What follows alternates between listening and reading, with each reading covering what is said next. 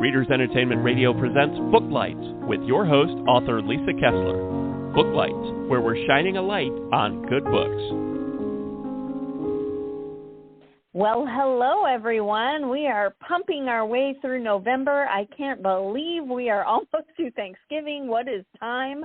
Since the pandemic hit, it's like the slowest time and the fastest time. So anyway, wherever you are, it is Monday, and it's a whole new week.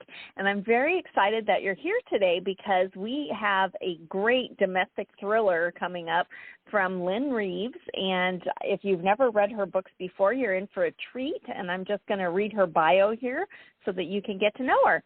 Lynne Reeves is an internationally recognized family counselor and novelist. Her short fiction essays and articles have appeared in Parents Magazine, Psychology Today, Solstice Literary Magazine, Craft Literary, Brain, Child, and more. And she regularly appears as a media guest expert to discuss contemporary family life and preventative mental health, which is so important right now, everyone out there. This is her first novel of domestic suspense, and you can learn more about her on her website. I did put a link right there on Blog Talk, so if you're listening live or if you're listening later, you can click that anytime and go check out her website, sign up for her newsletter, find out where her next appearances will be. And I don't want to delay anymore. Lynne, are you there?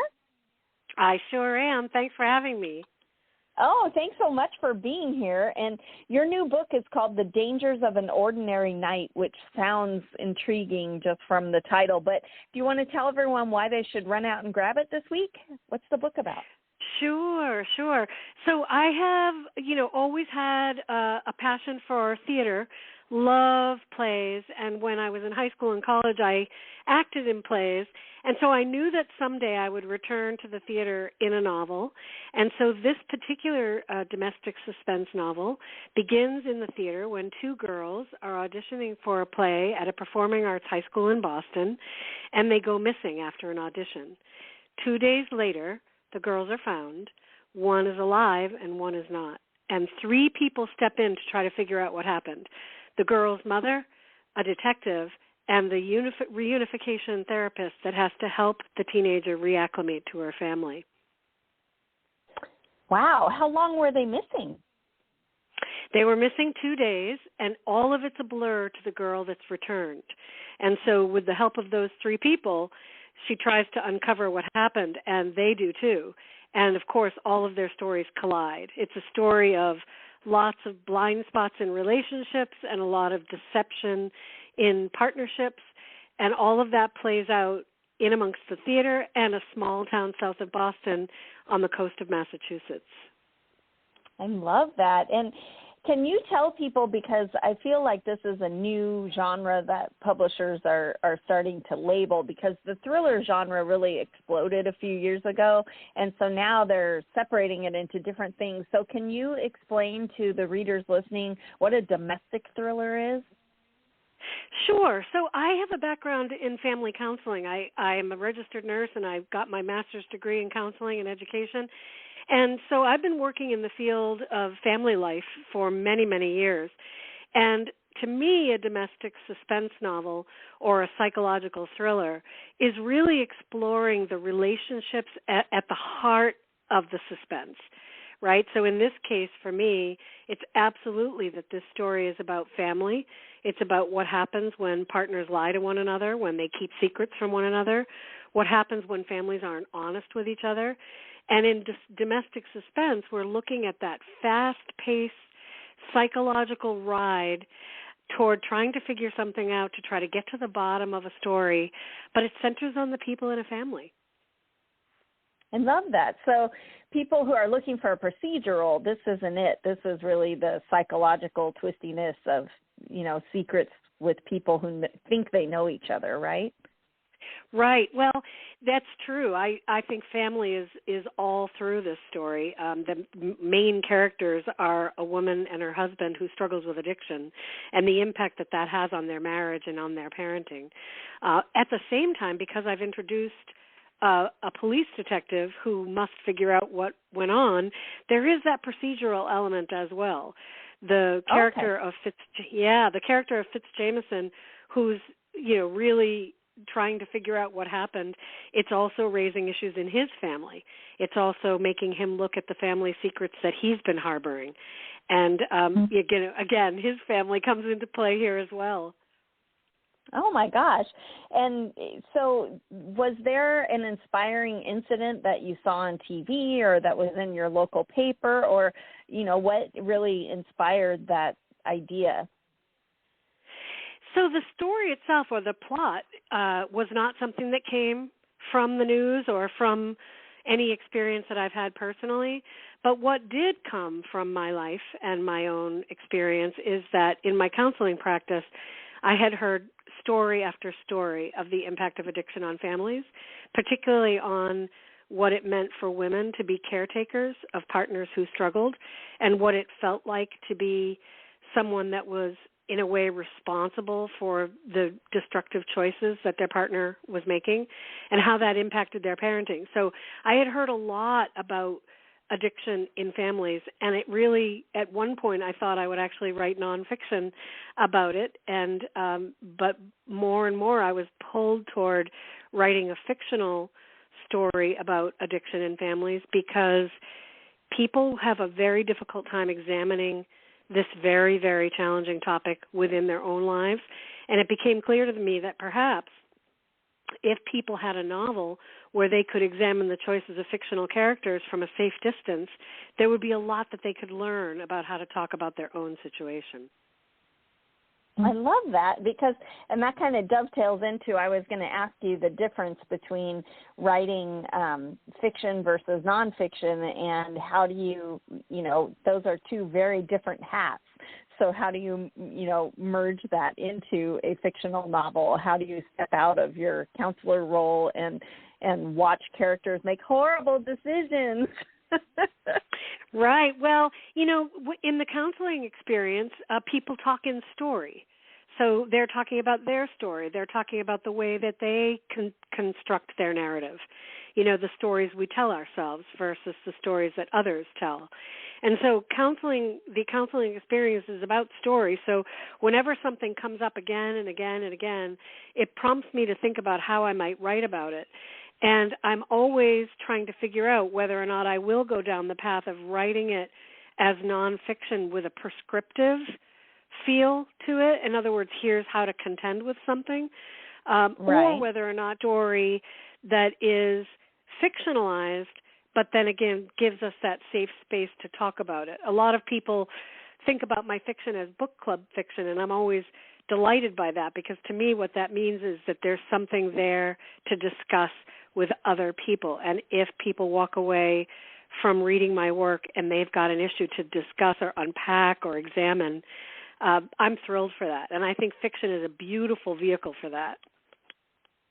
Definitely. And sometimes it's funny when you say, that you can examine it. It's easier to examine it in an outside. I think about that when I'm working with writers too, and you're talking about a certain type of scene, it's much easier to see what's happening in someone else's than your own, because you're too close to it, right? So would this be kind of that same feeling for a family? You feel defensive and picked on when it's pointed at you, but when you see it somewhere else, it's easier to maybe, take that in, right?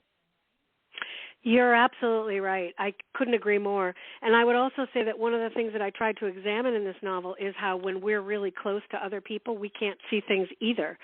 So what I try to underscore in the novel is that people who can't see what's happening inside their own family needn't blame themselves or feel at fault, but because that's the nature of family, which is that we see people so well, and yet we can't ever know people fully. They are their own person. They either tell us things or they don't.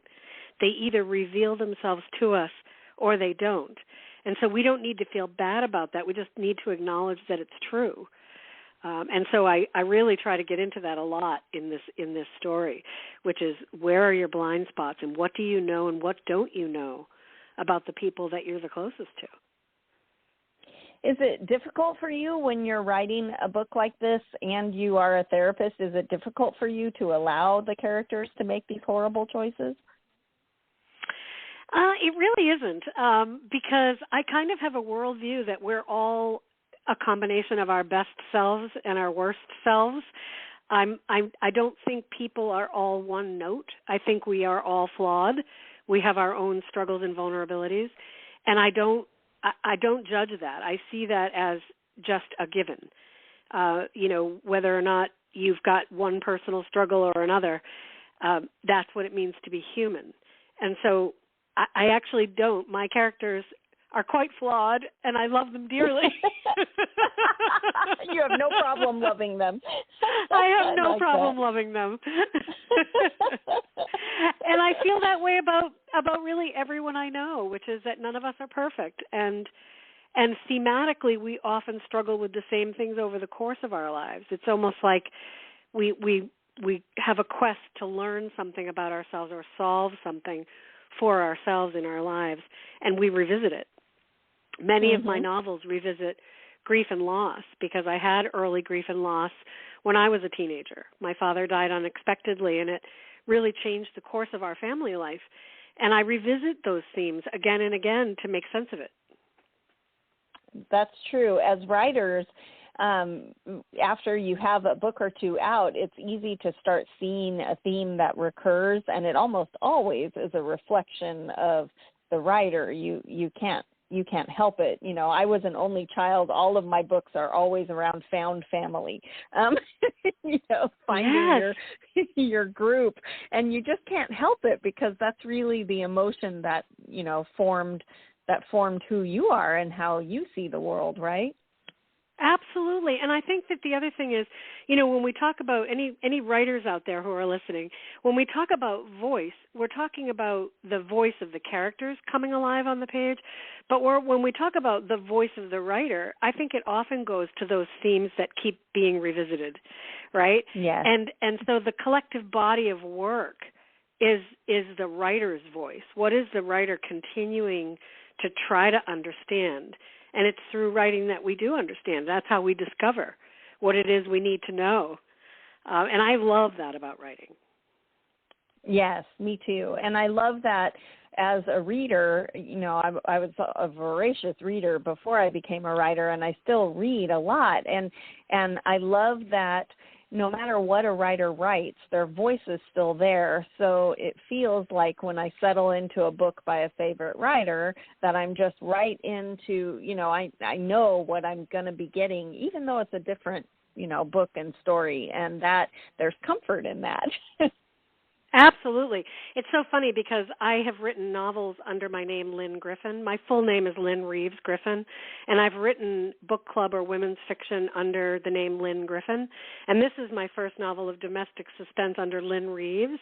But what I try to tell people is that though I turned up the dial on the stakes and the tension, and there's a crime, and there's definitely a fast-paced, twisty ride to discover what happened, at the core of the story, it's still about families. That's what I write about. I write about relationships and what makes it easy for us to love people and what makes it hard for us to love people.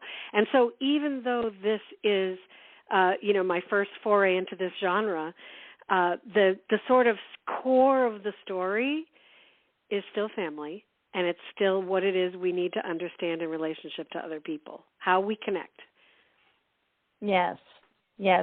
And speaking of that kind of thing, is when you became a therapist and an RN and all that kind of thing, so you were obviously interested in relationships, but did you always want to be a writer? What did your writing journey look like in between, studying to be an RN and all that kind of thing? Did you just decide to write later? Were you inspired by people you were helping, or how did it all come about for you?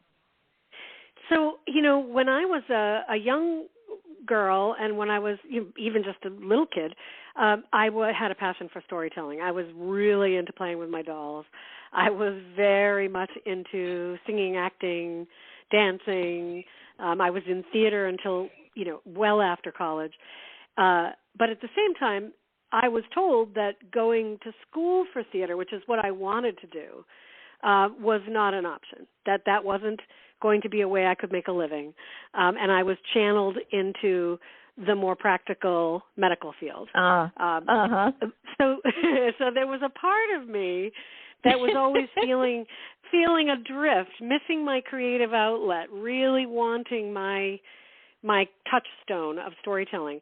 And so it wasn't until after I was writing more nonfiction, health education, parenting material, that I started feeling like I'm spending a lot of time writing, but I'm not writing what I wish I was writing, right? I wish I was in a more creative vein here. And so I started writing fiction for myself, and I didn't really think that anything would come of it. But then one thing led to another, and I showed my first novel to my editor for nonfiction, my agent for nonfiction, and the next thing I knew, this is my fourth novel. So, I found my creative home in writing fiction, and of course, it felt inevitable that I would someday write about the theater. Right. Well, and I have to ask, if you were a theater geek all through school, what was your favorite role? Oh, I was a theater geek all through school. And my favorite role was my first lead. I got the part of Mabel Normand, the famous silent actress, in the play Mac and Mabel. And Mabel was originally played on Broadway by Bernadette Peters. So she was an icon to me, still is. She's a phenomenally talented actress. Is. And that play is so much fun. It's not well known, but the music is extraordinary. Oh, I love that. Did you watch Mozart in the Jungle? I did. Yes, that was fantastic. She was so fantastic in that. Yes. She's fantastic. All the Bernadette Peters fans out there, you have to watch it. Yeah, she's actually wonderful in everything. She was recently cast in Zoe's Playlist, or Zoe's Extraordinary Playlist, which was on network television for a couple of seasons. She's just she's a marvel. She really is. Yes, she is very fantastic. She is fantastic in everything she does, but her trying to hold together the New York Symphony was really special. Yes, exactly. Yep, definitely. And the play that I feature in The Dangers of an Ordinary Night is the play Spring Awakening. And actually, the funny thing is, today, November 15th, is the 15th anniversary of that opening. Oh my gosh! Wow. Yeah. Yes. all so the many coincidences, right? Yeah. And we were talking before the show about where you live up there in Massachusetts, and you were telling me that the book is really set like in your hometown. How fun was that for you to highlight things that you can walk by every day? It's been really great fun. It's a beautiful town on the coast of Massachusetts that has a lot of these sort of tiny little pockets of landscape that are really special. And there's one in particular that has a lot of history attached to it, and it's a very remote part of the town. And theoretically, you don't have permission to go out there. And so that, of course, intrigued the writer in me to put a crime, to set a crime there. Right. The minute you say to a novelist it's remote and inaccessible, then suddenly it takes on meaning. For sure. Are there any other genres you've been dying to write, or did you have so much fun with this you're going to write some more thrillers, or what's up for you? So I definitely had a lot of fun with this, I think, because turning up the dial on the elements of craft that make something suspenseful and psychological and intriguing is also really, really the key to what relationships are about. What's at stake and why something matters. So I will stay in this genre for a while. The good news is I've got another novel of the same vein coming out next year. So Dark Rivers to Cross will be published this time next year. And that's also a family story that has a lot of suspense and psychological twists and turns in it. So it's a great space for me right now. Is it going to be a standalone, or like do you have that same detective in the next book? Is it a series or? So the one that's coming out next year, Dark Rivers to Cross, is a standalone. That said, I feel that there's a couple of characters in The Dangers of an Ordinary Night that may not be finished speaking to us. So I may be revisiting them. Okay, so there could be a series in the works. There could be. You know how that works. I do know how that works. Your brain's like, I don't know. What about that guy? He had an interesting job. Was that really his job? Or right. I mean, you just get a sense of when there's still more story to be told, right? And yes. That's really how you know, I think, whether or not characters, a lot of readers will say, oh, can we see more of these characters or those characters? And sometimes it's very clear to me that, no, everything we needed to know or explore through that character has been done. But like I said, there's a couple of characters, the psychiatrist and the detective in this particular novel, The Dangers of an Ordinary Night, that really have more to say. And right. I left it that way. When readers get to the end, I won't spoil any twists. But when you get to the end of the story, there's definitely some things that are left hanging unfinished. in the balance. Yes. Yes. I love that.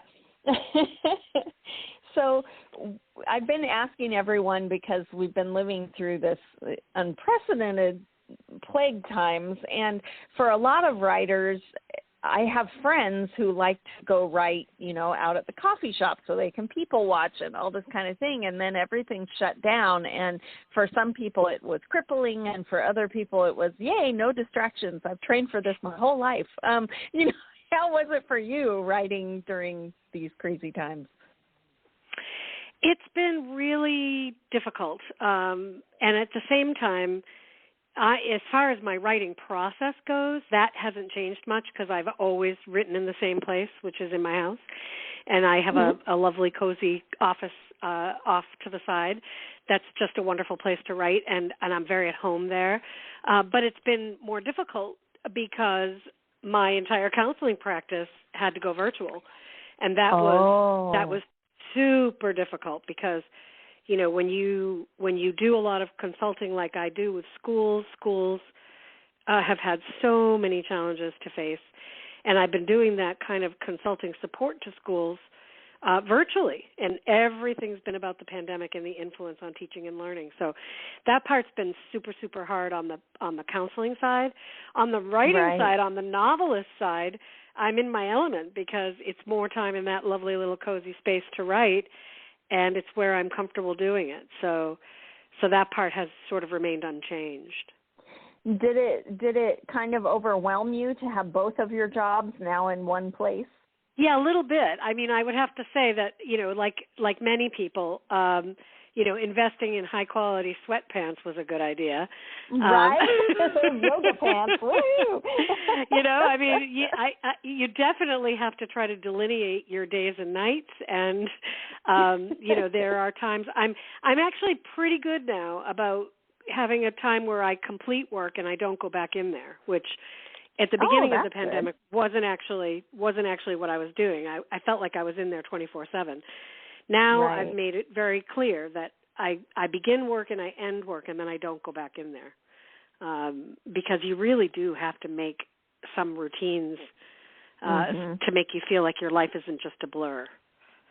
Right. And you need some boundaries with the work, because when you're working from home, suddenly it can become, that this is what I do, and you don't do anything else. So, and also that's the danger of a writer anyway. Like once I'm drafting a new piece, I'm thinking about it 24/7 as it is. Yes. You probably have that experience. You're dreaming chapters and you're dreaming plot twists. So it's already your hard. Poor family has to listen to about all the fictional characters and everything they offer, and I go, no, that won't work. But why do you even ask me? Exactly. So when you're drafting a piece, you already can't shut your mind off from the evolution of the story. So, again, this is one more challenge in that same picture. But at the same time, I would have to say I'm super grateful that I have maintained work and that I've had the bandwidth to write my stories. I know that that's not true for many, and I know that I'm really fortunate that I still have good work and that I still have, the ability to write these stories. So in that sense, I try to keep my focus on the positive. Right. And I think part of the positive that will come out of all of this is that everyone has learned how to operate virtual things like Zoom and all that kind of stuff so that we can make things more accessible for people who can't travel, like writing conferences that have a virtual option now. It's going to impact so many people in the future because so many people couldn't travel, and now they can still participate. And I think that is a cool thing to come out of all of this, it kind of makes the world a little bit smaller, don't you think? I do. And I think that one of the, my book's only been out a week, but I've already experienced the idea that through events like this one, conversations like this one, people can join in and participate, and people can come to virtual bookstore events that they wouldn't have been able to come to. And I think that's really powerful. I think, writers in conversation with one another. I've got a few events coming up where I'm going to be, talking with Lisa Genova and Angie Kim, and that wouldn't be able to happen because we live in different places. So there are some lovely, lovely parts of it, for sure. Yeah, and we're very lucky that a massive world impact thing like this happened now and not in the 90s when we didn't have the internet and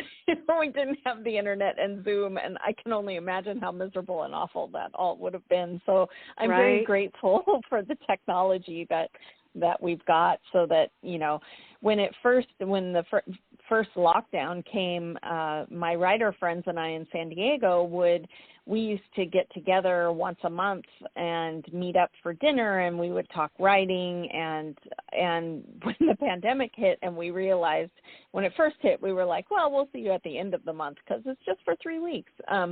Right. And we were so innocent. But when it turned out it was going to be for months and months and months, we started a monthly game night, and they have, different Jackbox games and things that you can play virtually while you're on Zoom. And so we could still connect. And I was so grateful for that. Oh my gosh, I looked forward to it just to be able to converse with people who are outside of your household. And so I'm very grateful that those things have come out of the pandemic because, grandparents and grandkids and people can FaceTime and Zoom. And I just think that's really neat.